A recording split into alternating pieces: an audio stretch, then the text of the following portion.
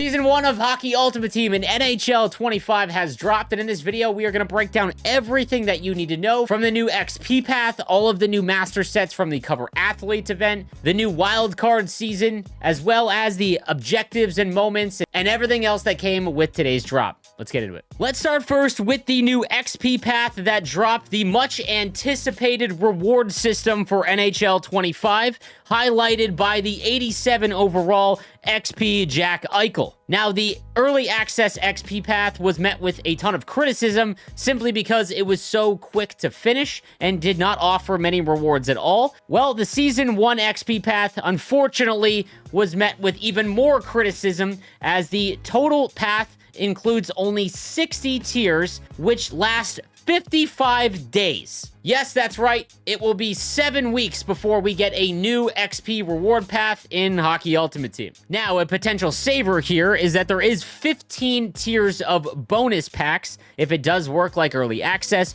you will get one of these bonus packs every 10,000 XP. However, that's not confirmed yet. We'll have to wait for someone to get into this level of the XP path. If these packs are of any significance, like ultimate packs or jumbo elite packs, this could really improve the XP reward path. If not, if these are what we got during early access, we are in a ton of trouble, and we will have to wait 55 days for the next one to come out, and hopefully it includes a far more lucrative reward path. Now, the big things to focus on for the Season 1 XP path are these 80 overall Season 1 player choice packs. When you unlock the 80 overall choice pack, you will have a choice of one of 5 different player items that you will be able to choose, and throughout the XP path, you can earn all 5. The second one comes at tier 15, the third at 25, the fourth at 35, and then finally, the fifth and final one at tier 45. Now, to max one of those 80 overall players out, it will cost you 15 XP tokens,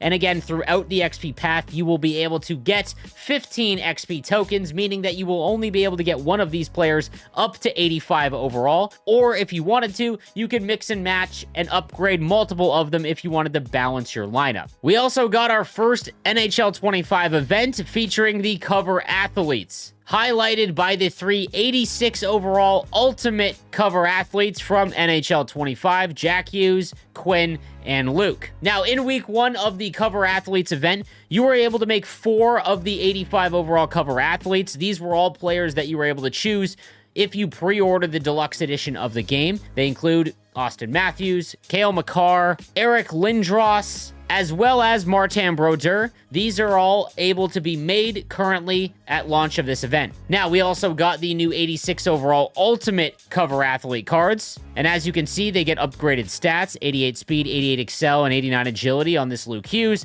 and their zone ability is now a 0 AP cost. So, if you are to acquire one of these Ultimate Cover Athlete cards, they do feature that 0 ability point cost, which is a pretty big advantage for having these cards. Now, Jack Hughes comes with playmaking forward and gold make it snappy, again at no cost, 91 speed, 92 excel, and with playmaking forward, a 95 agility to go with high 80s, low 90s shooting, fantastic hand stats, all above 92. His 84 overall cover athlete card was one of the best cards during early access, and this 86 overall version is even better. And then lastly, Quinn Hughes with his 86 overall. He has offensive defenseman, 91 speed and excel, 94 agility, and gold elite edges at 0 ability points, which is right in line with the right-handed Cale Makar as a nice counterpart. He's got 92 hand stats, good defensive awareness at 87, and stick checking at 87 as well. And again, elite edges at 0 cost. Now, to acquire these Cover Athlete MSPs, you can go to the Cover Athlete sets, and you can see here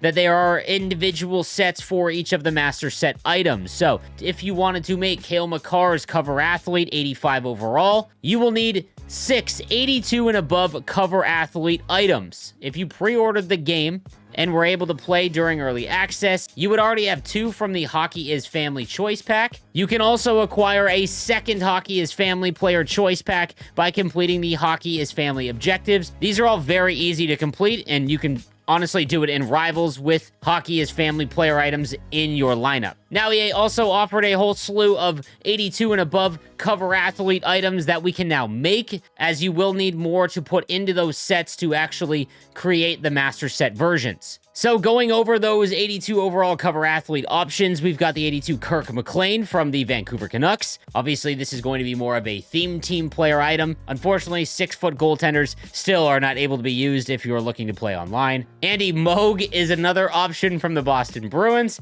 5'8", even funnier, might be a fun little challenge if you wanted to throw him in and see how well you could do. We've got Mike Richter from the New York Rangers at 5'10". Again, while they have decent stats, you just simply will not be able to compete online if you are someone that plays Rivals. Next, NHL 13's Claude Giroux at 5'11", 188. Always a very good option at launch of NHL games, simply because he always has a great face-off rating at 85 overall. He also has decent speed at 87 speed, 86 excel, and with playmaking forward, gets up to 89. He's got mid-80s shooting, mid-80s hand stats. All in all, an actual useful right-handed player that you could use at center or on the wing. Steve Yzerman is up next from the Detroit Red Wings with playmaking forward, 86 speed, 85 excel, mid-80s shooting, great offensive awareness as well as passing in the high 80s. Body checking is quite low at 77, but he does have 83 faceoffs as well. So again, another card that you could put on center, but if you're kind of loaded at center, you could move him over to the wing. Chris Pronger from the St. Louis Blues with two-way defenseman. He's got 83 speed and 81 acceleration, which even at launch of the game is quite slow, and it's going to be tough to defend the rush with those attributes. His 75 agility, however, means that he's going to turn like a fridge, which is almost borderline unusable, meaning that Chris Pronger is basically there to just hammer home D-to-D one-timers, which is obviously a very good option in NHL 25, or to just plant himself in front of the net and make sure he throws everyone around, which again, he's probably quite good at with 86 body checking and great defensive awareness. So a very situational card here. NHL 23's Trevor Zegras is up next at 6', 185. The left-handed center has playmaking forward, as well as silver skilled up. 88 speed, 85 excel. His agility gets up to 90. He's got 85 shooting. His deking is at 90. And I will say that if you're someone that uses total controls or someone who actually goes for the Michigan in-game, I've noticed early on that without really high deking, it's actually hard to pull that move off, which is a good thing. But skilled up being only 1 point, I could see some players trying to abuse that with this Trevor Zegras card. The 83 Joe Sakic comes in next, a very good card with sniper forward and make it snappy. 89 speed, excel, 88 agility. He's got 92 wrist shot accuracy and power. Great offensive awareness at 90 overall, and 84 faceoffs. Always an electric card in Hockey Ultimate Team. This is a fantastic option that you can add to your squad. And then lastly, of the base level cover athlete cards, we've got the 83 Marcus Naslund with playmaking forward, as well as Silver Schneip. 87 speed, 85 excel, 89 agility with playmaking forward activated. He's got 90 on the wrist shot accuracy, 86 on the wrist shot power, good offensive awareness and passing, but he is a pure left-handed winger with only 73 faceoffs. Now, you can also acquire one of those 83 overall cover athlete items for free if you head on over to the store, blow past all of these awful packs that you can pay real money for, and get to the base player choice pack. Again, it is free. Go ahead and open it up, and you'll be able to choose between Joe Sakic, Marcus Naslund, and Trevor Zegras. Again, this is completely free. Always pick your favorite players, but it is a clear choice to me to take Joe Sakic out of these three. He is just way too good for this stage of the game. Now, you will obviously need additional 82 and above cover athlete items to make any of the master set players. So if you head on over to the cover athlete base set player item sets, you can see that by trading in 6 79 and above player items, you can get an 82 overall cover athlete pack. However, because the store did not provide any packs that give a exceptional amount of lower cost player items, and there is really nothing in the XP path to assist with the extremely dried up marketplace, these things have exploded. At the time of this recording, you're looking at about 5,700 coins for every 79 and above player item, which works out to 34,000 coins per 82 overall player item from this event. Now, Now, because it costs 6 of those to make an MSP, you're looking at about 205,000 coins in value to make one of these 85 overall Cover Athlete Master Set player items. Now, if you are going to go the route to create one of these MSPs, make sure that you go and take a look at what the 82 and above Cover Athletes are actually going for on the market. I'm not going to give you a price range because then the market will just explode. So what you want to do is just take a look at what these buy nows are going for when it comes to the 82 and above items, and then go and take a look at the auction house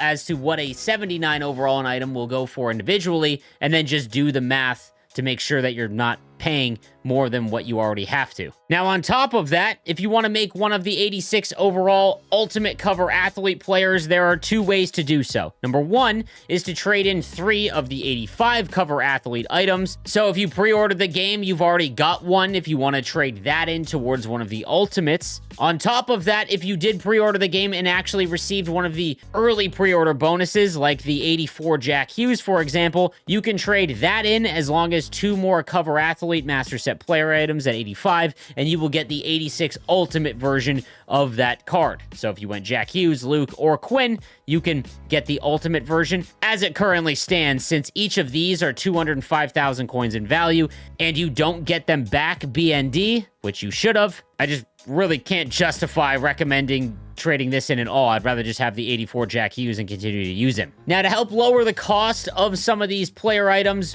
if we take a look at the new objectives, we've got the Cover Athletes for Week 1 objective path. Once you complete 3 games, you will get a random 82 overall Cover Athlete player that is account bound BND, meaning that you can't trade that card into a set, but you will be able to use that card while playing your games to do the other various objectives like body checks, as well as take shots, score goals, and make passes. Now, there is a chance that you pull a goaltender and you're just kind of SOL. That sucks. The one good thing about this objective path is it does look like they are still allowing us to complete these objectives in Rivals. I think that one of the biggest issues last year is that they basically forced us to play squad battles on Rookie and grind the same thing over and over again. You can play Rivals with a few of these cards in your lineup and complete it in a relatively short amount of time. So that is one decent thing. Yeah, you can do it with Makar in Moments. Oh, yeah. The other thing to note is you can also do this in HUT Moments. Anytime it says any mode, it also counts in Moments. The other thing to note, if you pre-ordered the game and you got the Hockey is Family Player Choice Pack, so that was Seth Jones as well as the Kachucks, you can complete this objective path and get another Hockey is Family Player Choice Pack. That Choice Pack and the items inside can be used towards the Cover Athlete MSPs, again, reducing the cost for you. On top of that, we've got 6 Cover Athlete moments, and by completing the 6 Cale Makar moments, you will get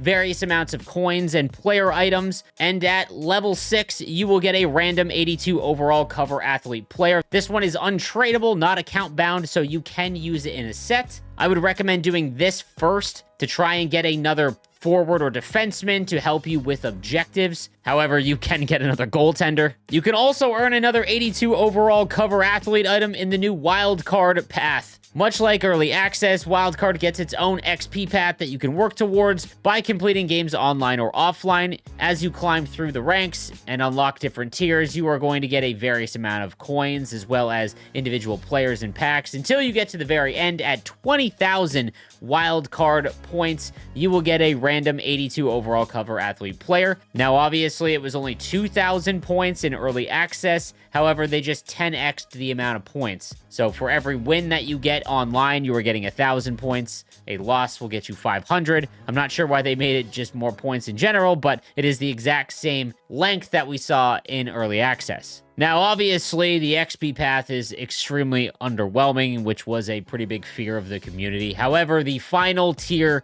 that will have you unlocking this Jack Eichel card is an extremely good card, and there's probably a reason why it's so high rated, more than likely because this event path is supposed to take 55 days. This card has playmaking forward as well as gold 1T with 90 speed, 89 excel, and 92 agility with playmaking forward activated, high 80 shooting, 90s hand stats, as well as 82 face-offs, making him one of the better cards in the game. However, it does not change the fact that clearly the content and the structure of how we chase after the best cards throughout the year is going to be funneled through paying for packs in the store, and that's obviously a major letdown. Until EA releases packs at a decent price that include a ton of 75 and above player items, there's really nothing that we can do about actually making the power-up icons as well as the X-Factor McDavid or Team Builder items and even the cover athlete MSPs until there is a major market adjustment, and that's going to come from the store as well as including a ton of more cards in the XP path. Now, we also got a Hockey Ultimate Team roadmap going over the next 5 events for this season, starting first with